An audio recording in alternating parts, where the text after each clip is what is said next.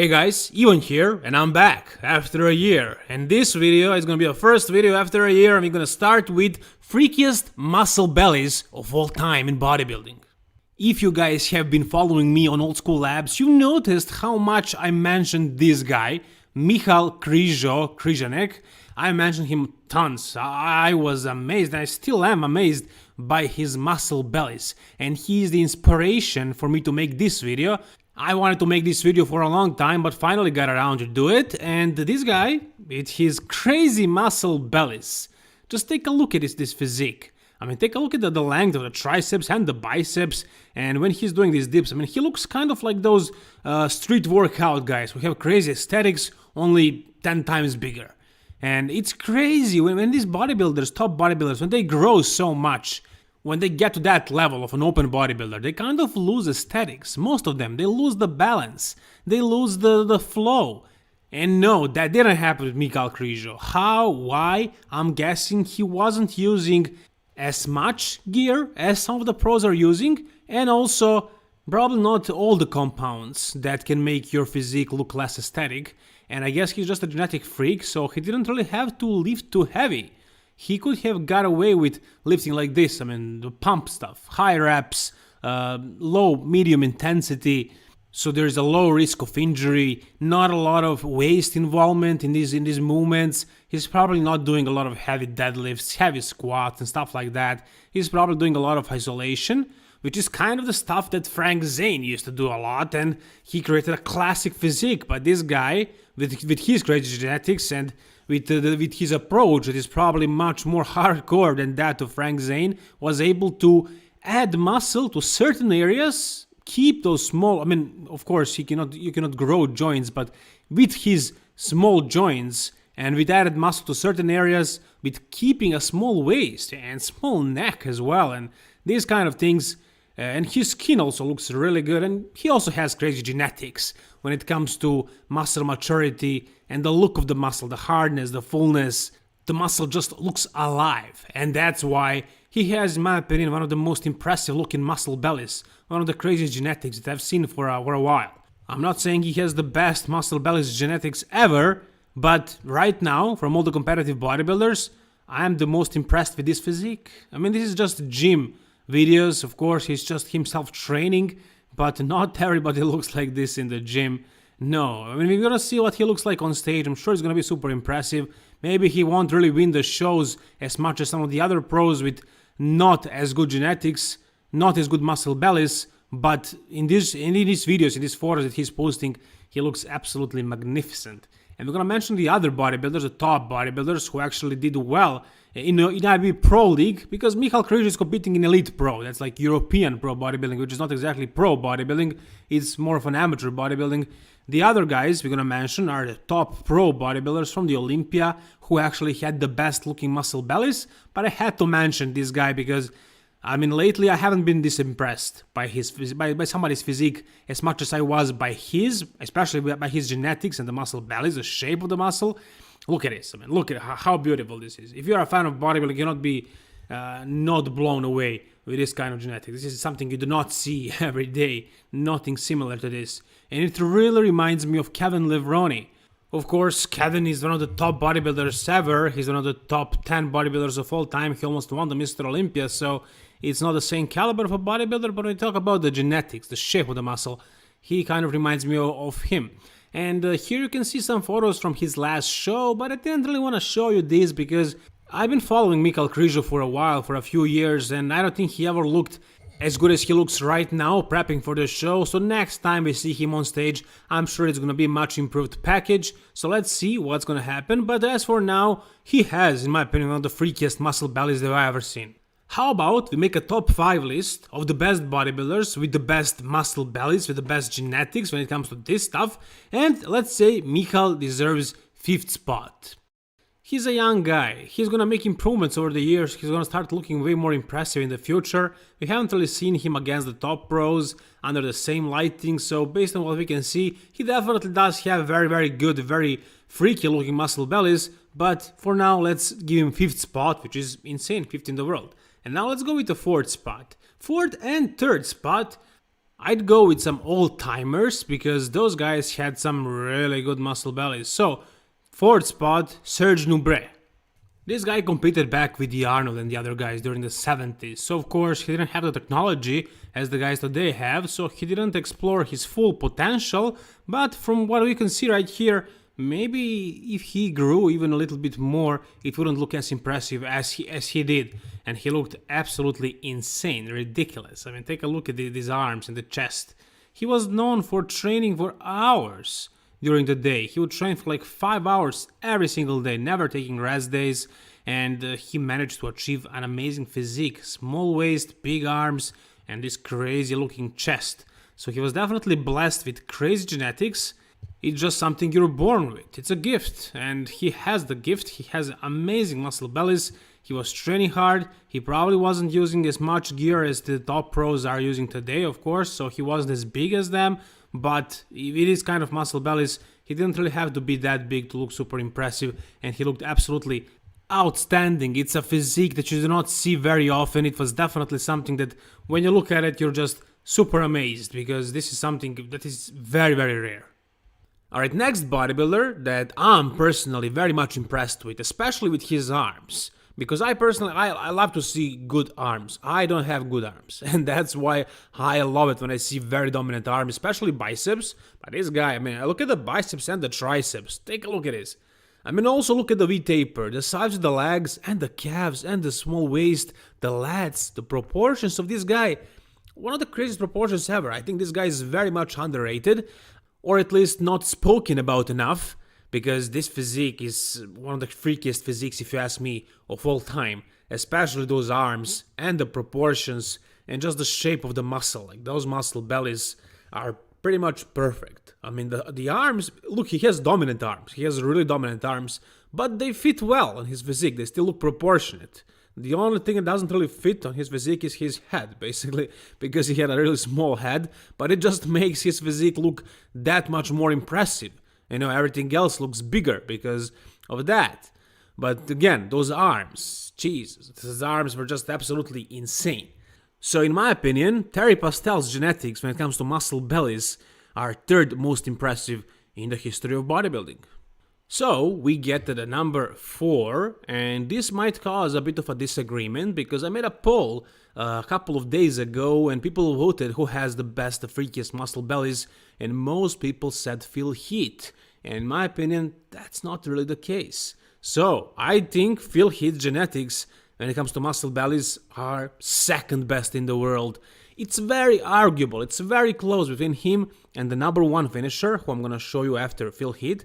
But as far as Phil Heath, yeah, this guy was really freaking impressive. I mean, the thing is, yeah, he had great muscle bellies. It was insane. But what is more impressive is how alive his muscle is.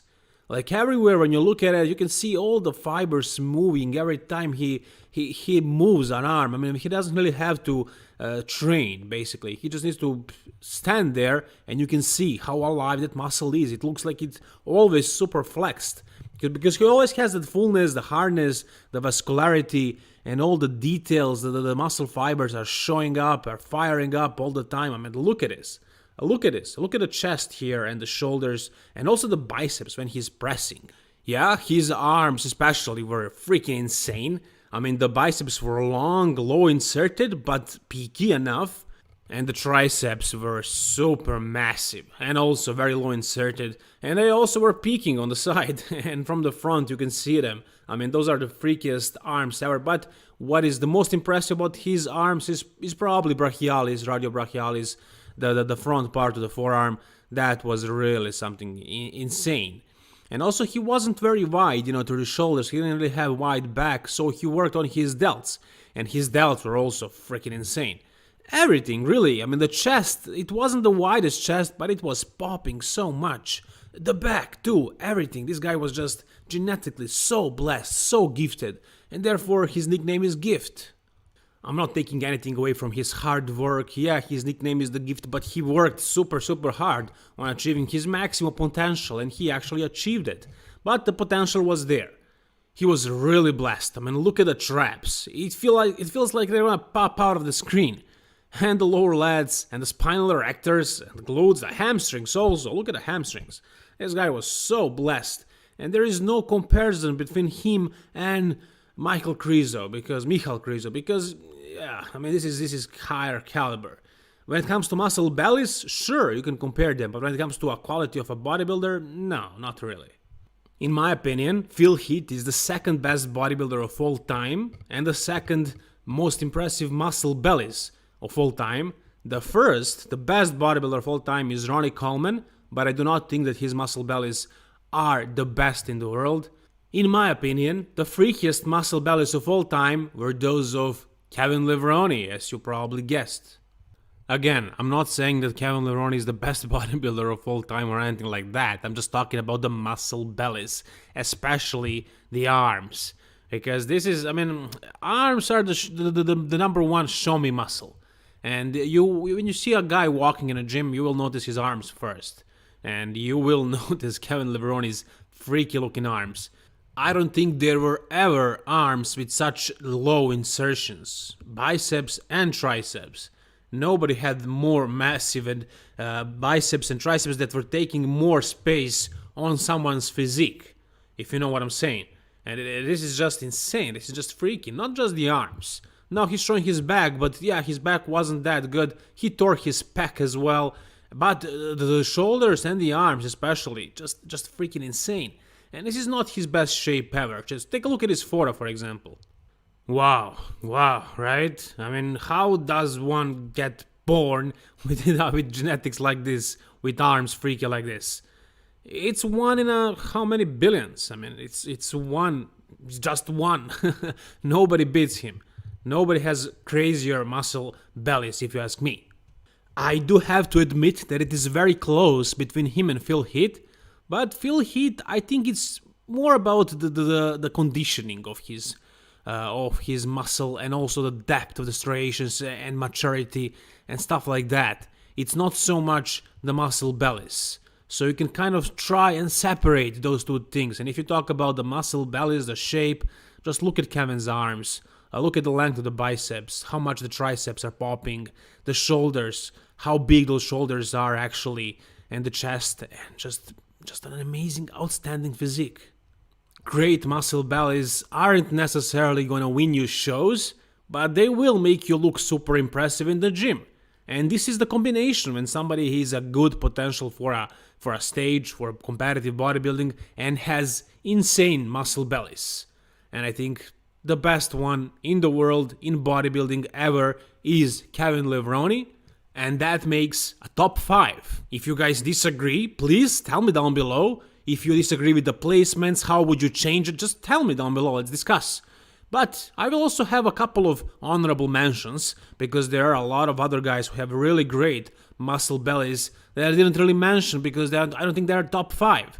The very first name that popped to my mind is this guy that is doing this crucifix pose right here, and he's doing it really, really well. His name is Paul Dillette, Jurassic Paul, and he was Jurassic as hell. He was a huge guy, huge arms, I mean huge everything except for back, and also a horrible poser, and that's why he didn't do so well. But if he fixed that back, if the back was better and if he had better posing, he could have probably won the Mr. Olympia. Anyways, amazing muscle bellies, crazy muscle bellies, just crazy genetics, beautiful physique.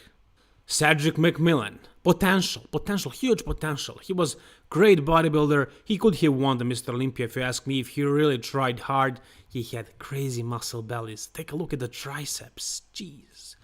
Everything else, really, the quads, the back, the shoulders, the chest, beautiful stomach, I mean waistline, abs, everything, calves even. He was and still is a genetic marble who would have won the Mr. Olympia if he just, dialed the conditioning in completely. But if you talk about the muscle bellies, one of the freakiest ever. Lee Priest, probably the best arms in the history of bodybuilding. Look at the triceps right there. I mean, they are almost forming a circle, right?